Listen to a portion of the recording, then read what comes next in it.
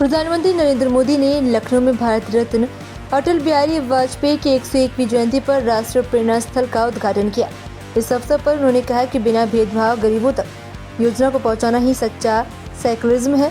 PM Modi ने कहा कि बीते दशकों में करोड़ों लोगों में गरीबी को परास्त किया, क्योंकि सरकार ने अंतिम पंक्ति में खड़े व्यक्ति को प्राथमिकता दी। उन्होंने सामाजिक सुरक्षा योजनाओं, आदिवासी सम्मान, यूपी के विकास कार्यों और अटल जी के सुशासन मॉडल को याद करते हुए सरकार की नीतियों को जन कल्याणकारी बताया।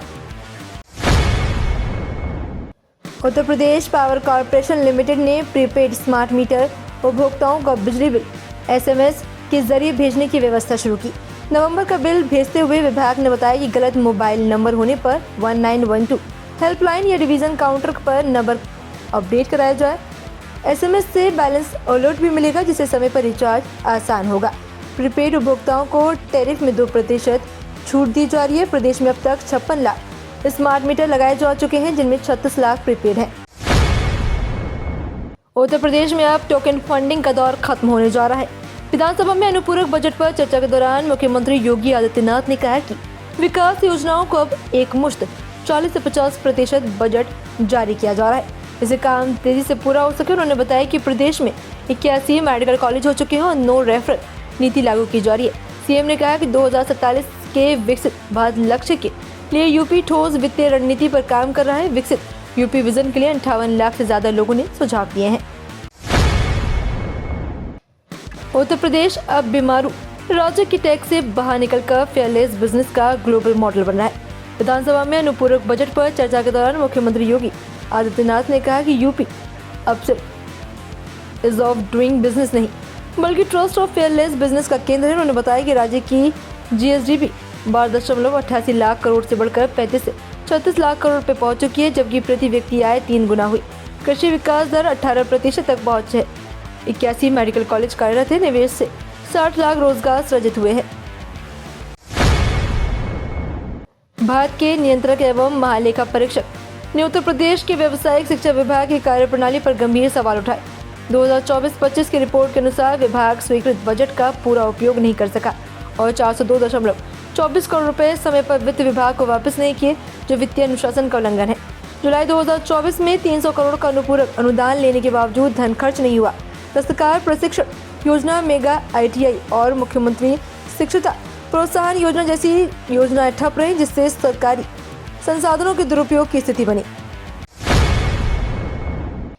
लोकार्पण कार्यक्रम में प्रधानमंत्री नरेंद्र मोदी ने कांग्रेस और समाजवादी पार्टी पर तीखा हमला बोला। उन्होंने कहा कि इन दलों ने बाबा साहेब डॉक्टर भीमराव अम्बेडकर को बुलाने का पाप किया, जबकि भाजपा ने उन्हें सम्मान दिलाया। पीएम मोदी ने कहा कि भाजपा को आर्टिकल 370 हटाने का गर्व है और अब देश में 2 विधान नहीं चल सकते। उन्होंने लखनऊ में बन रही ब्रह्मोस मिसाइल सड़क, एक्सप्रेसवे, मेट्रो, बैंक खाते और बीमा योजनाओं का जिक्र करते हुए कहा कि भाजपा ने परिवारवाद से उठकर विकास और आत्मसम्मान की राजनीति को आगे बढ़ाया है। उत्तर प्रदेश लोक सेवा आयोग ने वर्ष 2025 में बड़ी भर्ती का नोटिफिकेशन जारी किया। स्वास्थ्य, आयुष, पशु चिकित्सा, परिवार कल्याण और अन्य विभागों में कुल 2158 पदों पर नियुक्ति होगी। इनमें आयुर्वेद, यूनानी, होम्योपैथिक चिकित्सा अधिकारी, पशु चिकित्सा अधिकारी, दंत सर्जन, स्वास्थ्य शिक्षा अधिकारी समेत कई पद शामिल हैं। चयनित अभ्यर्थियों को 56,100 से 1.70 लाख रुपए प्रतिमाह वेतन मिलेगा। आवेदन के लिए न्यूनतम उम्र 21 और अधिकतम 40 वर्ष है। इच्छुक उम्मीदवार यूपी पीएससी की अधिकारी वेबसाइट पर OTR के माध्यम से आवेदन कर सकते हैं। रामपुर में सपा सरकार के दौरान बनाए गए एक अवैध इंतजाम पर 9 साल बाद प्रशासन की सख्त कार्रवाई हुई। मोहम्मद अली जौहरी यूनिवर्सिटी से सटे सरकारी APJ Abdul Kalam guest house में बना 16 फीट चौड़ा अवैध गेट जिलाधिकारी अजय कुमार द्विवेदी के निर्देश पर हटवा दिया गया। यह गेट निजी यूनिवर्सिटी को सीधे सरकारी परिसर से जोड़ता था। डीएम के निरीक्षण में मामला सामने आने के बाद दीवार बनकर रास्ता पूरी तरह बंद किया गया। अब गेट किसके आदेश पर बना, इसकी जांच शुरू कर दी गई। समाजवादी पार्टी अध्यक्ष अखिलेश यादव ने उप मुख्यमंत्री केशव प्रसाद मौर्य पर तीखा तंज कसा। उन्होंने कहा कि अब डिप्टी जी का डपट पड़नी तय है। अखिलेश ने आरोप लगाया कि केशव प्रसाद मौर्य एक तरफ झूठ बोल रहे हैं और दूसरी तरफ 14 नवंबर को लड्डू बांटने की बात कह रहे हैं। उन्होंने सोशल मीडिया पर लिखा कि बेचारे दूसरों के लिए लड्डू बांटते रहेंगे और खुद बूंदी से संतुष्ट रहेंगे। अखिलेश ने यह भी कहा कि ना तो दिल्ली में उनकी पूछ है और न ही अपने क्षेत्र में वे सिर्फ मसीह पोस्टिंग पर चल रहे हैं। बहुजन समाज पार्टी प्रमुख मायावती ने बांग्लादेश में हो रही भारत और हिंदू विरोधी घटनाओं पर गहरी चिंता जताई। उन्होंने कहा कि पड़ोसी देश में हिंदू अल्पसंख्यकों के जान माल और धर्म पर हो रहे हमले बेहद दुख और चिंताजनक है। मायावती ने केंद्र सरकार से अपेक्षा के अनुरूप अधिक सक्रिय और प्रभावी कदम उठाने की मांग की। उन्होंने हाल में एक दलित युवक की नृशंस हत्या का जिक्र करते हुए कहा कि इससे देश भर में आक्रोश है। साथ ही उन्होंने भारत में भी दलित आदिवासियों पर जारी अत्याचारों का मुद्दा उठाया और सुरक्षा कानूनी को प्रभावी क्रियान्वयन पर जोर दिया। उत्तर प्रदेश में मुख्यमंत्री योगी आदित्यनाथ ने विधानसभा में घोषणा की कि जेवर में बन रहा नोएडा अंतर्राष्ट्रीय हवाई अड्डा जनवरी 2026 में उद्घाटित होगा। ये उत्तर प्रदेश का 5वां और देश का सबसे बड़ा अंतर्राष्ट्रीय हवाई अड्डा होगा। उन्होंने कहा कि 2017 के बाद राज्य में नागर विमानन और परिवहन बुनियादी ढांचे को तेजी से विस्तार हुआ है। आज यूपी में 16 हवाई अड्डे संचालित हैं, जिनमें 4 अंतर्राष्ट्रीय हैं। सीएम योगी ने बताया कि एक्सप्रेसवे, रेल और मेट्रो नेटवर्क के विस्तार से यूपी देश के विकास में अहम भूमिका निभा रहा है। उत्तर प्रदेश समाज कल्याण विभाग ने शैक्षिक सत्र 2025-26 की दशमोत्तर छात्रवृत्ति योजना में वंचित छात्रों को दोबारा अवसर दिया। मास्टर डेटा लॉक न हो पाने से छोटे, असामान्य, ओबीसी, अल्पसंख्यक, अनुसूचित जाति और जनजाति वर्ग के छात्र संशोधित समय सारणी के तहत आवेदन कर सकेंगे।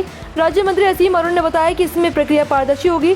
सामान्य, ओबीसी और अल्पसंख्यक छात्र 14 जनवरी 2026 तक आवेदन करेंगे, जबकि SC/ST छात्रों को 31 मार्च 2026 तक मौका मिलेगा।